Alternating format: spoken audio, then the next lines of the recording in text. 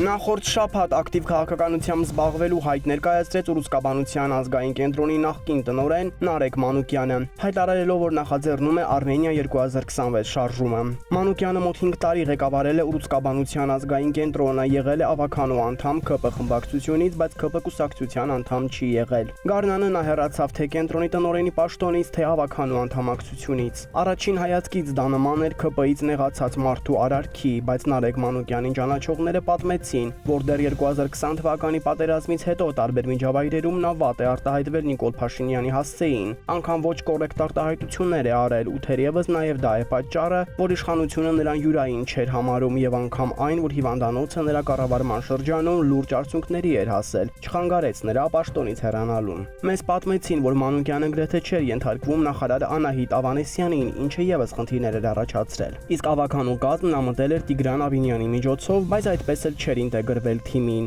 Սակայն Մանուկյանի հայտարարություն լայվը եւ վերջին հարցազրույցը լսողներն արձանագրել են, որ նա ճիշտ է, հայրենասեր ու տրամաբանող մարդու տպավորություն է թողնում, բայց ոչ քաղաքական գործ չի։ Նա քարոզում է միասնություն, մենքի գերակայություն, բայց մարդիկ դեռ պետք է համոզվեն, նա այդ գաղափարների իրական կրողն է, թե Նիկոլ Փաշինյանի կողմից 2026 թվականի ընտրություններին ընդառաջ ներդրվող տրոյական ձի։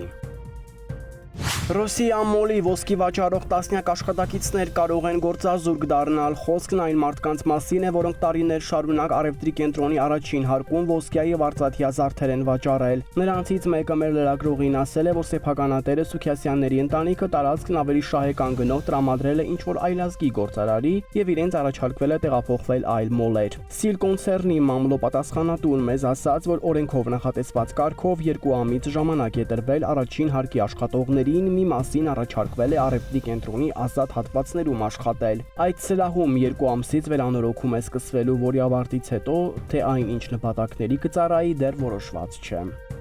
ՄԻՊ Անահիտ Մանասյանի փոխարեն խորհրդարանում 2024 թվականի բյուջեի կատարողականը ներկայացնում էր ՄԻՊ աշխատակազմի գլխավոր քարտուղարը, ինչու ՄԻՊ-ը սահմանված կարգով չի ներկայացնում զեկույցը, մեր հարցին աշխատակազմից պատասխանեցին։ Տիկին Մանասյանը գործուղման է Եվրոպայի խորհրդի խոշտանգումների կանխարգելման կոմիտեի աշխատանքների շրջանակներում որպես Հայաստանը ներկայացնող անդամ։ Նշենք, որ արդեն մի քանի շաբաթ է Մանասյանը Հայաստանում չէ, գործուղման է, հարցրին գործուղման ժամկետների մասին։ Կոմիտեն աշխատում է խորհրդաբահության սկզբունքով։ Կոմիտեի կողմից տեղեկատվությունը հրապարակվելուց հետո ՄԻՊ աշխատակազմը եւս կներկայացնի գործուղման մանրամասները։ Ուշագրավ է, որ մինչ ՀՄԻՊ-ը խոշտանգումների կանխարգելման կոմիտեում գործուղման է, Հայաստանի իշխանությունները հոգեբանական խոշտանգման են ենթարկում հայ առաքելական եկեղեցու հոգևոր հայրերին, սակայն պաշտպանի կողմից ինչպես միշտ ձայն բարբառով հանապատի։